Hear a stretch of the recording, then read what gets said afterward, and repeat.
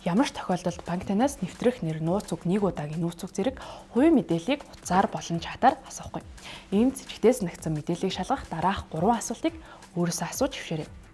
Нэгдүгээрт энэ хаяг тухайн байгууллагын эсвэл хувь хүний аль бие усны хаяг мөн үү? Хоёрдугаарт намайг яаралтай үйлдэл хийхийг шаардж байна уу? Гуравдугаарт хэд амар хялбар үйлдэл хийгээд их хэмжээний мөнгө амлаж байна уу?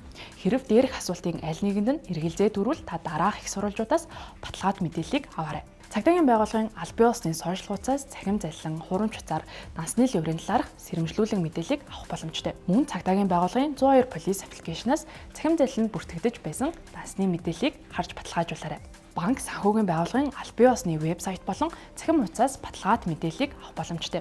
Эцэст нь дахин хэлэхэд ямар ч тохиолдолд банк танаас нэвтрэх нэр, нууц үг, нэг удаагийн нууц үг зэрэг хувийн мэдээллийг утсаар болон чатаар асуухгүй. Монголын баримт шалгах төвийг дагаж их сурвалжаар баталгаажсан бодит мэдээллүүдийг авч байгаарай. Аливаа мэдээллийг хуваалцахаас өмнө эхлээд бод, think first.